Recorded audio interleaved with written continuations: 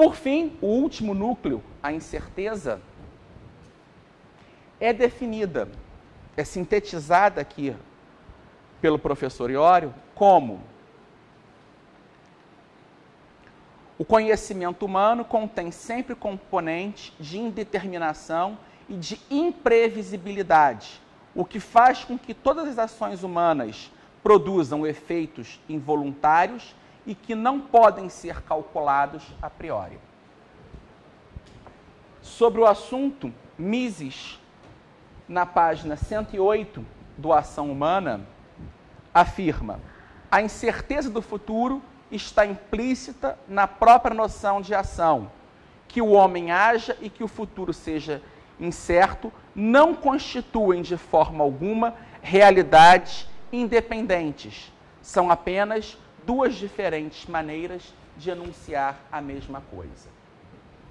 Essa teoria da ação humana, a praxeologia, esse conhecimento a priori de como o homem age individualmente em relação com outros indivíduos, Mises diz que retirou de algumas ideias da economia clássica, como ele determina, esse conhecimento acerca do valor.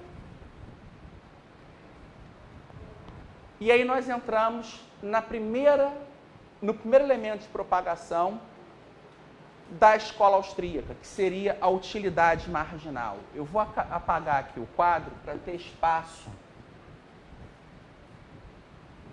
para escrevermos mais coisas. Eu quero montar um pequeno esquema aqui com vocês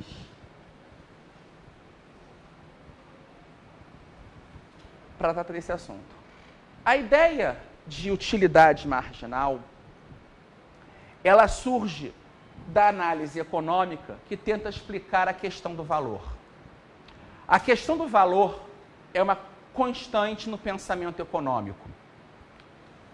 E a economia, por sua vez, ela surge, a reflexão econômica, ela sempre esteve relacionada, antes do surgimento da economia, como uma disciplina autônoma, como parte da discussão filosófica da ética acerca da justiça.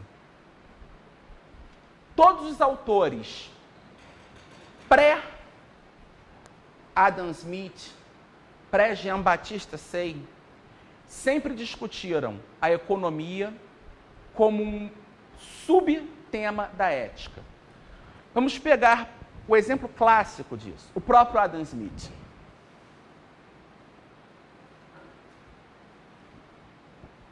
Adam Smith é tido por muitos autores como o pai da ciência econômica moderna. Só que se você perguntasse, professor Adam Smith, o que o senhor é? Ele diria, um professor de filosofia. Ele atuou durante anos como professor de lógica e de retórica da Universidade de Glasgow, até que conseguiu passar no concurso para a cátedra que interessava a ele, filosofia moral. A cadeira de filosofia moral da Universidade de Glasgow teve como primeiro titular um filósofo chamado Gerson Carmichael.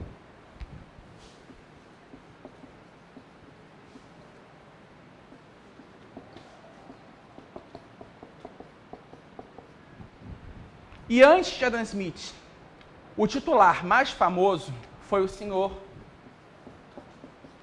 Francis Hutcheson.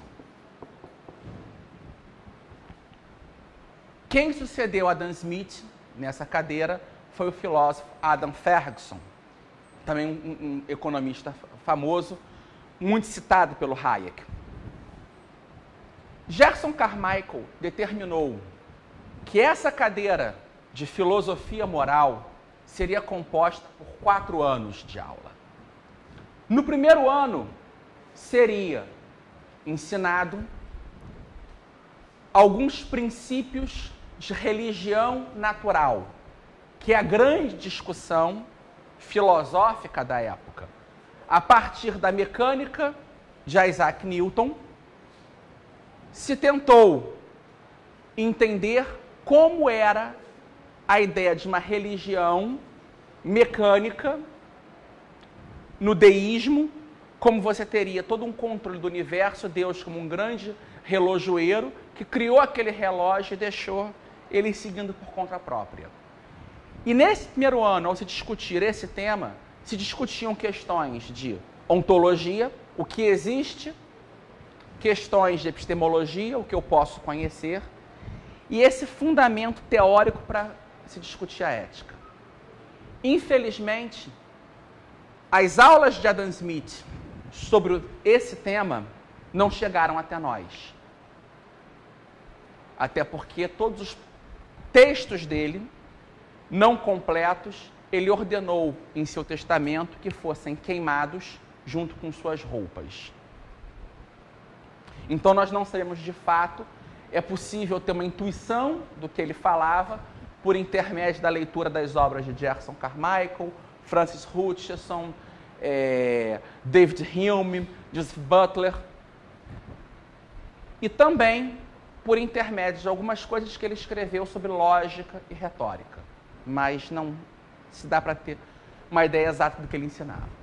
O segundo ano do curso se dedicava à obra-prima de Adam Smith, o livro que ele mais gostou de ter escrito. Alguém sabe qual é esse livro?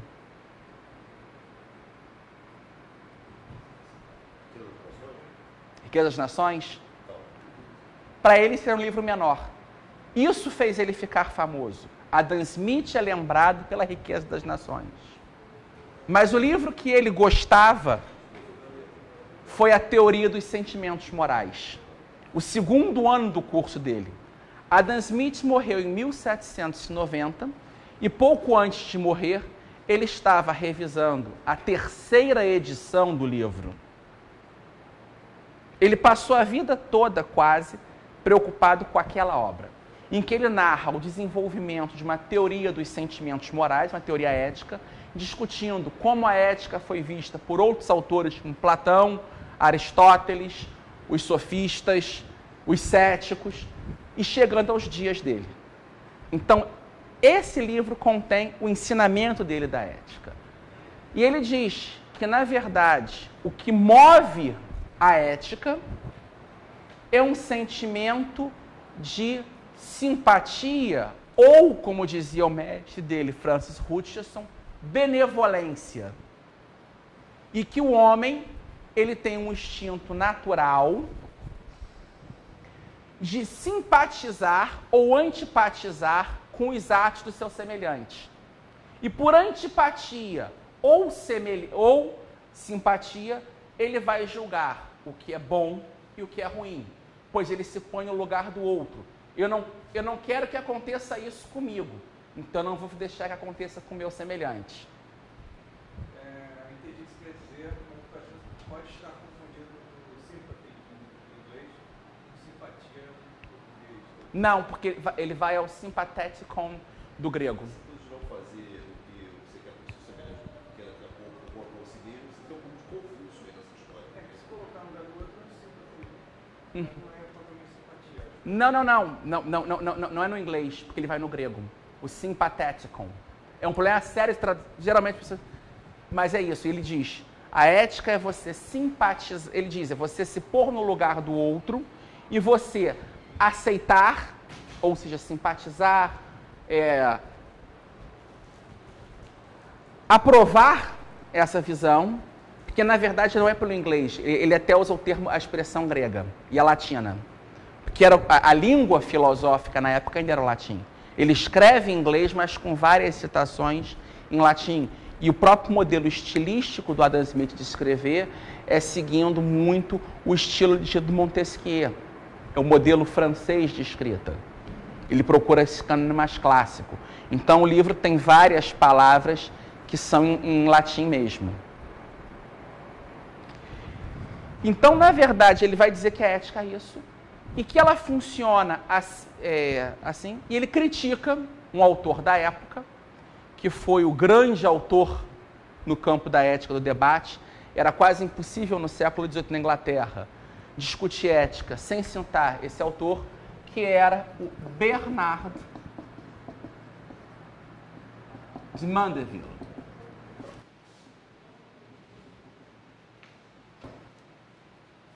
Que foi um dos primeiros autores a entender a questão da ordem espontânea. Hayek tem, inclusive, um artigo muito interessante sobre isso, sobre Bernard Mandeville e a ordem espontânea.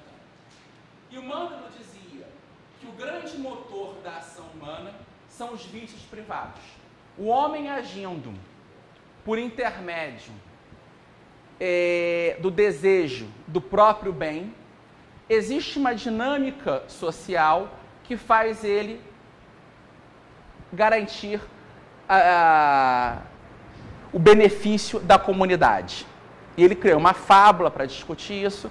Foram 8 edições, foi um best-seller da época, todo mundo lia para falar mal, mas tinha que ler. É uma obra, se você pegar o número de citar, todos os autores do século XVIII posteriores a ele citam esse livro. E o Adam Smith, num dos capítulos da Interessantes Morais, vai refutar a teoria de Mandeville. E ele diz que é uma teoria errônea, simplificadora, que é errada em vários aspectos, exceto um, e ele não diz qual. Ele pula a discussão, exceto um. O segundo ano do curso dele era sobre questões de jurisprudência, filosofia do direito. Então, partindo, terceiro ano, primeiro ano ele ensinava os fundamentos epistemológicos, religiosos, ontológicos da ética. No segundo ano, ele ensinava as teorias da ética. No terceiro ano, teoria do direito, como você passa de como o indivíduo deve agir, como uma legislação vai fazer que eles ajam corretamente, se não forem guiados pela própria virtude moral. E o quarto ano, ele discutia questões de filosofia prática. E nesse quarto ano, ele procurava responder onde o Bernard Mandeville estava correto. E a frase mais famosa em Riqueza das Nações: não é da benevolência do padeiro, do açougueiro ou do cervejeiro que devemos esperar o nosso jantar. Ninguém, salvo o mendigo, vive da caridade alheia, e sim do alto interesse. Então, a Riqueza das Nações era o quarto ano do curso dele. Ele vinha dentro de uma lógica maior. E existem muitos pontos, se nós formos hoje analisarmos na Riqueza das Nações, o próprio ponto que eu acho mais fraco na teoria de Adam Smith, a teoria do valor, valor-trabalho. Há um erro ali, mas não é culpa dele, porque ele não está preocupado, nesse quarto volume, Questões Práticas de Filosofia, em ser um filósofo prescritivo.